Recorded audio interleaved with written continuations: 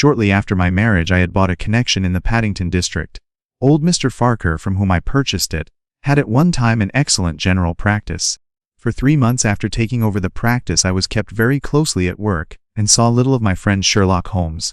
I was surprised, therefore, when, one morning in June, as I sat reading the British Medical Journal after breakfast, I heard a ring at the bell, followed by the high, somewhat strident tones of my old companion's voice. "Ah, my dear Watson," said he, striding into the room. "I am very delighted to see you. I trust that Mrs. Watson has entirely recovered from all the little excitements connected with our adventure of the Sign of Four." "Thank you, we are both very well," said I, shaking him warmly by the hand. "And I hope, also, that the cares of medical practice have not entirely obliterated the interest which you used to take in our little deductive problems." "On the contrary, it was only last night that I was looking over my old notes and classifying some of our past results." "I trust that you don't consider your collection closed." "Not at all. I should wish nothing better than to have some more of such experiences." "Day, for example." "Yes, today if you like." "And as far off as Birmingham?" "Certainly, if you wish it." "Nothing could be better?" said Holmes, leaning back in his chair and looking keenly at me from under his half-closed lids. "I perceive that you have been unwell lately. Summer colds are always a little trying." "I was confined to the house by a severe chill for 3 days last week. I thought, however, that I had cast off every trace of it." "So you have. You look remarkably robust." "How then? Did you know of it?" "My dear fellow, you know my methods." "You deduced it then?" "Certainly." "And from what?" "From your slippers." I glanced down at the new patent leathers which I was wearing. "How on earth?" I began, but Holmes answered my question before it was asked. "Your slippers are new. The soles which you are at this moment presenting to me are slightly scorched. Near the instep there is a small circular wafer of paper with the shopman's hieroglyphics upon it. Damp would of course have removed this. You had, then, been sitting with your feet outstretched to the fire, which a man would hardly do even in so wet a June as this if he were in his full health." Like all Holmes's reasoning, the thing seemed simplicity itself when it was once explained. He read the thought upon my features, and his smile had a tinge of bitterness. "I am afraid that I rather give myself away when I explain. Results without causes are much more impressive. You are ready to come to Birmingham, then?" "Certainly. What is the case?" "You shall hear it all in the train. My client is outside in a four-wheeler. Can you come at once?" I scribbled a note to my neighbor, rushed upstairs to explain the matter to my wife, and joined Holmes upon the door step. "Your neighbor is a doctor," said he, nodding at the brass plate. "Yes, he bought a practice as I did." "An old established one?" "Just the same as mine." "Then you got hold of the best of the two?" "I think I did. But how do you know?" "By the steps, my boy. Yours are worn 3 inches deeper than his." The man whom I found myself facing was a well-built, fresh-complexioned young fellow, with a frank, honest face and a slight, crisp, yellow mustache. "We have a clear run here of 70 minutes. I want you, Mr. Hall Pycroft, to tell my friend your very interesting experience exactly as you have told it to me." The worst of the story is that I show myself up as such a confounded fool. I'm not very good at telling a story, Dr. Watson, but it is like this with me. I used to have a billet at Coxon and Woodhouse, but they were let in early in the spring through the Venezuelan loan, and came a nasty cropper. I had been with them 5 years. I had worn out my boots paddling up office stairs, and I seemed just as far from getting a billet as ever. At last I saw a vacancy at Mawson and Williams, the great stockbroking firm in Lombard Street. Back came an answer by return, saying that if I would appear next Monday I might take over my new duties at once. Well, I was sitting doing a smoke that very evening after I had been promised the appointment, when up came my landlady with a card which had Arthur Pinner, financial agent, printed upon it. In he walked, a middle-sized, dark-haired, dark-eyed, black-bearded man, with a touch of the sheeny about his nose. He had a brisk kind of way with him and spoke sharply. "Mr. Hall Pycroft, I believe." "Yes, sir," I answered, pushing a chair towards him. "Lately engaged at Coxon and Woodhouse's." "Yes, sir."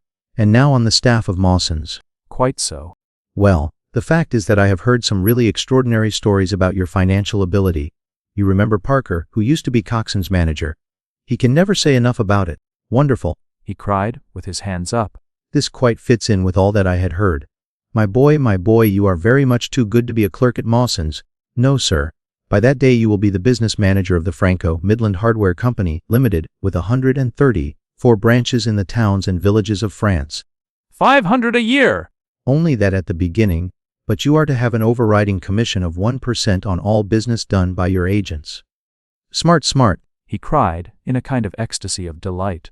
you are the very man for us. Now, here's a note for £100, and if you think that we can do business you may just slip it into your pocket as an advance upon your salary. Be in Birmingham tomorrow at 1. I have a note in my pocket here which you will take to my brother. You will find him at 26B, Corporation Street. Kindly write upon it, I am perfectly willing to act as business manager to the Franco, Midland Hardware Company, Limited, at a minimum salary of 500. Precisely what I don't want you to do. I had a row over you with Mawson's manager. I had gone up to ask him about you, and he was very offensive. You can imagine, Dr. Watson, how pleased I was at such an extraordinary bit of good fortune. I sat up half the night hugging myself over it, and next day I was off to Birmingham. What 26B was a passage between 2 large shops which led to a winding stone stair, from which there were many flats let as offices to companies or professional men. The names of the occupants were painted at the bottom on the wall, but there was no such name as the Franco, Midland Hardware Company, Limited. He was very like the chap I had seen the night before, the same figure and voice, but he was clean-shaven and his hair was lighter. Are you Mr. Hall Pycroft? I followed him to the top of a very lofty stair, and there, right under the slates, were a couple of empty, dusty little rooms uncarpeted and uncurtained, into which he led me. Don't be disheartened, Mr. Pycroft, said my new acquaintance, seeing the length of my face. Rome was not built in a day, and we have lots of money at our backs. You will eventually manage the great depot in Paris, which will pour a flood of English crockery into the shops of 134 agents in France. This is a directory of Paris. I want you to take it home with you, and to mark off all the hardware sellers, with their addresses. All Sunday I was kept hard at work, and yet by Monday I had only got as far as H. I went round to my employer, found him in the same dismantled kind of room, and was told to keep at it until Wednesday. And now, I want you to make a list of the furniture shops, for they all sell crockery. He laughed as he spoke, and I saw with a thrill that his second tooth upon the left hand side had been very badly stuffed with gold. When I was speaking to the other chap in London, at the time that he laughed, I happened to notice that his tooth was stuffed in this very identical fashion. The glint of the gold in each case caught my eye. Back I went to my hotel, put my head in a basin of cold water, and tried to think it out. Why had he sent me from London to Birmingham? Why had he got there before me? And why had he written a letter from himself to himself? And then suddenly it struck me that what was dark to me might be very light to Mr. Sherlock Holmes. I had just time to get up to town by the night train to see him this morning. Rather fine, Watson, is it not? There are points in it which please me. I think that you will agree with me that an interview with Mr. Arthur Harry Pinner would be a rather interesting experience for both of us. You are 2 friends of mine who are in want of a billet, and what could be more natural than that I should bring you both round to the managing director? At 7 o'clock that evening we were walking, the 3 of us, down Corporation Street to the company's offices. By Jove, I told you so! That's he walking ahead of us there? He pointed to a smallish, dark, well-dressed man who was bustling along the other side of the road. As we watched him he looked across at a boy, who was bawling out the latest edition of the evening paper, and running over among the cabs and buses, he bought one from him. Then, clutching it in his hand, he vanished through a doorway. Following his lead, we ascended 5 stories, until we found ourselves outside a half-open door, at which our client tapped. A voice within bade us enter. At the single table sat the man whom we had seen in the street, with his evening paper spread out in front of him. I had never looked upon a face which bore such marks of grief, and of something beyond grief, of a horror. You look ill, Mr. Pinner. Yes, I am not very well. Who are these gentlemen whom you have brought with you? And now I beg that you will go. For God's sake, leave me to myself. These last words were shot out of him, as though the constraint which he was evidently setting upon himself had suddenly and utterly burst asunder. He rose with a very courteous air, and bowing to us, he passed out through a door at the farther end of the room, which he closed behind him. What now? Is he giving us the slip? Impossible. That door leads into an inner room. There is no exit. His words were interrupted by a sharp rat-tat from the direction of the inner door. What the deuce is he knocking at his own door for? Then suddenly came a low gargling sound and a brisk drumming upon woodwork. Holmes sprang frantically across the room and pushed at the door. It was fastened on the inner side. Rushing over it, we found ourselves in the inner room. It was empty. But it was only for a moment that we were at fault. At one corner, there was a second door. Holmes sprang to it and pulled it open. From a hook behind the door, with his own braces round his neck, was hanging the managing director of the Franco, Midland Hardware Company. In an instant I had caught him round the waist, and held him up while Holmes and Pycroft untied the elastic bands. It has been touch and go with him, but he'll live now. Just open that window and hand me the water carafe. I suppose we ought to call the police in now. And yet I confess that I'd like to give them a complete case when they come.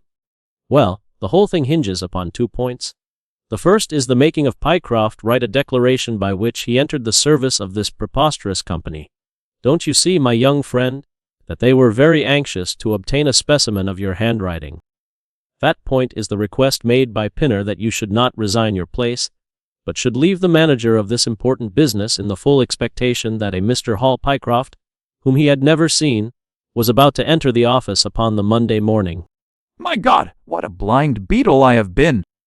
Now you see the point about the handwriting. Suppose that someone turned up in your place who wrote a completely different hand from that in which you had applied for the vacancy. Of course the game would have been up. Good Lord, while I have been fooled in this way, what has this other Hall Pycroft been doing at Mawson's? What should we do, Mr. Holmes? Tell me what to do. What is not so clear is why at sight of us one of the rogues should instantly walk out of the room and hang himself. The paper, Croaked a voice behind us. Of course, idiot that I was! To be sure, the secret must be there. He flattened it out upon the table, and a cry of triumph burst from his lips. Look at this, Watson. Crime in the city. Murder at Mawson and Williams. Gigantic attempted robbery. Capture of the criminal. It appears that last week a new clerk named Hall Pycroft was engaged by the firm. This person appears to have been none other than Beddington, the famous forger and cracksman, who, with his brother, had only recently emerged from a 5 years' spell of penal servitude. On examining the premises, the body of the unfortunate watchman was found doubled up and thrust into the largest of the safes, where it would not have been discovered until Monday morning. His brother, who usually works with him, has not appeared in this job, as far as can at present be ascertained, although the police are making energetic inquiries as to his whereabouts. Well, we may save the police some little trouble in that direction, said Holmes, glancing at the haggard figure huddled up by the window. Human nature is a strange mixture, Watson. You see that even a villain and murderer can inspire such affection that his brother turns to suicide when he learns that his neck is forfeited. The doctor and I will remain on guard. Mr. Pycroft, if you will have the kindness to step out for the police.